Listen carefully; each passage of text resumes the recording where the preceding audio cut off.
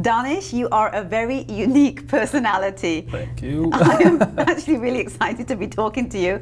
I'm already laughing because, being that, your profession is that you're a comedian, the funniest part for me when I came across you, other than, your tremendous stand-ups, is the fact that you have quite the ethnicity. And that in itself is quite comedic for me.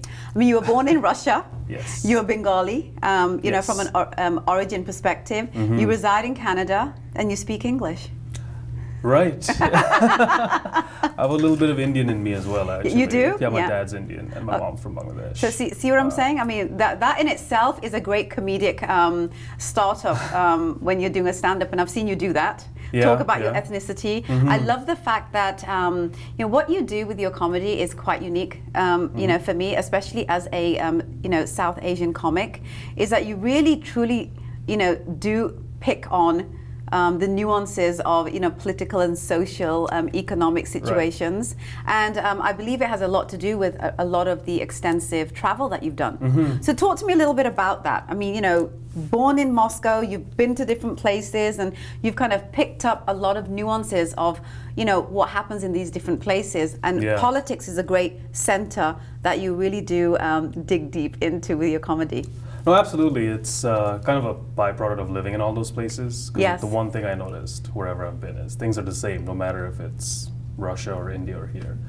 And it's always hilarious to find people arguing about the same thing, but in different countries. Different languages. Different languages, yeah. That being said, the other thing is I didn't want to fall into a trap of what a lot of ethnic comedians do, where they talk about differences between my ethnicity and your ethnicity. Right. It tends to be a little basic. Not to say don't do it entirely. You gotta get a laugh. Sometimes it's easy. But I try to stay away from that. Yeah, absolutely. Right? Yeah. But my biggest influences are guys like Jon Stewart, for example. Yes. Big fan. Yes. Stuart Lee from the UK, political comedian. I prefer talking about these social issues because it's fun. Yes. I guess is the best way to say it, right? It's just fun for me. Talk to me about your style of comedy. I prefer doing social commentary, political comedy. I've been kind of like a pseudo-activist for a little while, just to the extent that millennials can be, really, on Facebook and Twitter, and occasionally going out to rallies and chanting a few slogans and then going back home and playing my Xbox and getting high and all that. So it was one of those things. But I find that people are more open to hearing a new idea if you can make them laugh first, right? So it's far easier. So am I right in assuming that there's kind of a serious undertone to your comedy? Absolutely, absolutely. It's the same.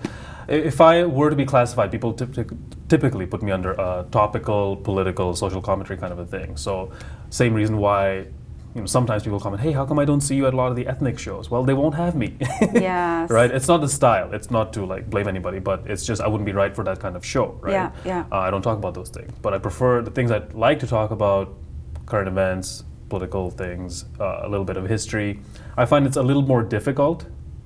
But that's the challenge, right? But that's why you do it, right? Yeah, I get bored very easily, and stand-up is definitely the hardest thing I've ever done. Yeah. It can get easy if you take shortcuts. I could always make easy jokes. I could always make dirty jokes, but there's just no fun in that. It's interesting to me to make somebody a little uncomfortable and then bring them over to a point of view, right? Because then they can see the world from a different point of view for a little bit, maybe from somebody else's perspective. For a change, go back home and then just go back to their old life. That's fine. Absolutely. But for me, it's a bit of a victory when I can open your eyes a little bit to something else. There's a lot of comics out there, just as there are a lot of everything in every career, and it's always a case of kind of trying to find your identity, your signature, to give you your point of difference, so that a person will actually come out for you as opposed to just coming out for a comic. Right?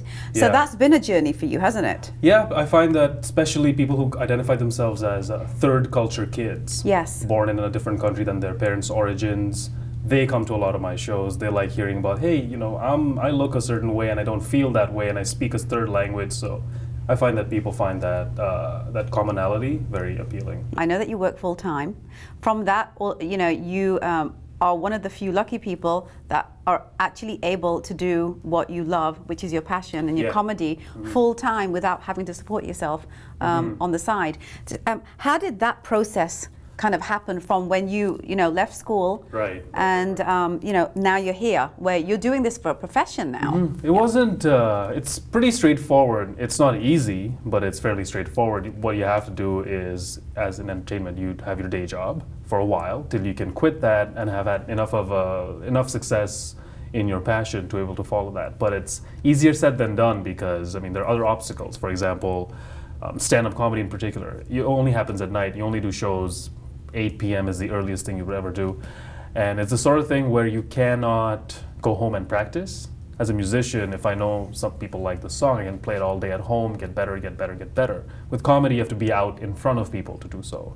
To know what jokes actually resonate, right? Exactly. Yeah. Not to mention something that works tonight in front of these 100 people might not ever work ever again, because those 100 people are weirdos who only found you funny for that one joke one time.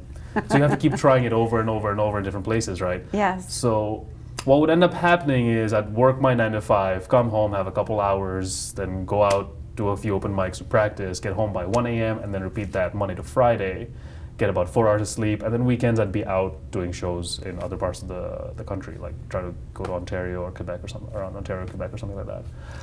Eventually, I could quit, but that was after, I would say, years of stress. At one point, comedy became big enough that I had shows for like a year in advance. And at that point, I figured, hey, if I have a year to play with, I might as well like take a leap, because you can't half-ass your way around everything. At some point, you have to commit.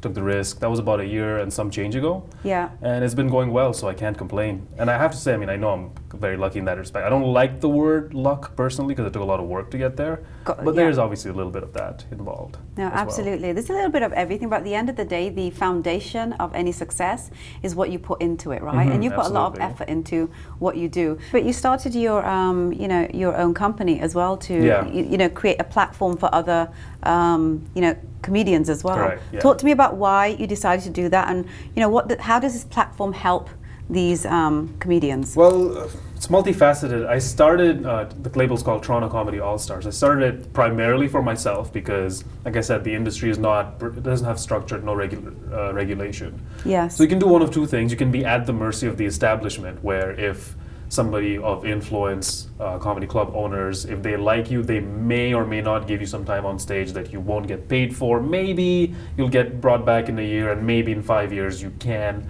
possibly get some small amount of success. And that is kind of like the majority of stand-up, even in a lot of entertainment, like in music and all that. Or you could do your own thing, which is more difficult. If you have background in that, for example, I've been in business most of my life, right? Sales jobs and marketing, things like that. I've had that benefit, so I was able to start my own label. I was able to do my own shows. I got more time in places where I normally wouldn't. Yes.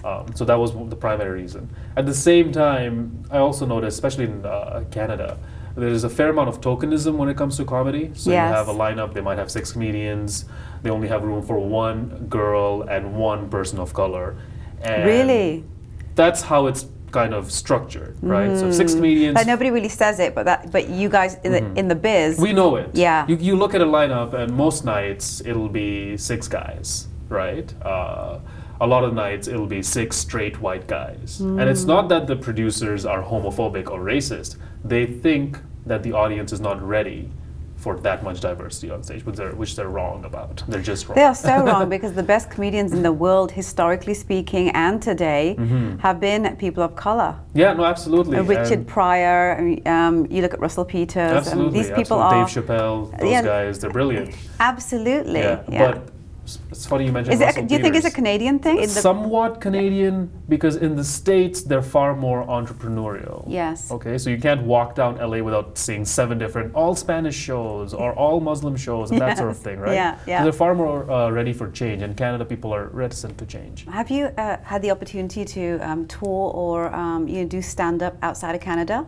Not yet. Not yet. Oh, you need to do Not that. Yet.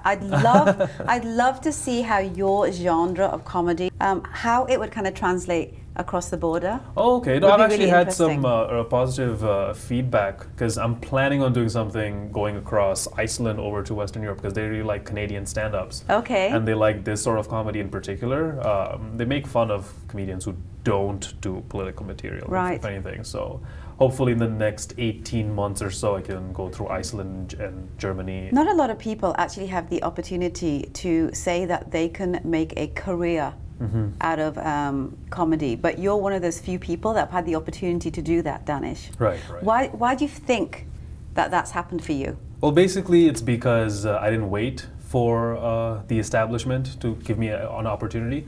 You mentioned Russell Peters earlier. I use that as an example because he broke out and he didn't know it. But at the same time, he also opened the door for South Asian comics and comedic actors, because at that point, in entertainment, once you're a proven commodity or you're a proven demographic, that's really the only biggest challenge. And you said a really important word there, commodity. Yeah, and it does come down to that, because at the end of the day, regardless of what it is that you're doing and why you're doing it, the powers that be do it if they think that they can sell you. Exactly, that's what it is. That's what happened when the first black comedian came out, the first female comedian, same with Russell Peters as being the first South Asian comedian of note. Yes. And I think anybody in my position owes a lot to him for breaking that down. Now it's on to us to sort of evolve a little bit and go beyond certain things. That's a whole different story altogether, obviously. But a lot of credit goes to him to be able to do that for us. And again, just going back to why I was able to do this is because, using that example, why wait for the establishment? It's not like it's 92 where the gatekeepers have all the power. The internet exists, YouTube exists, Twitter, Facebook, Instagram, all of those things. Vine, Snapchat, I could just keep going on for 29 minutes.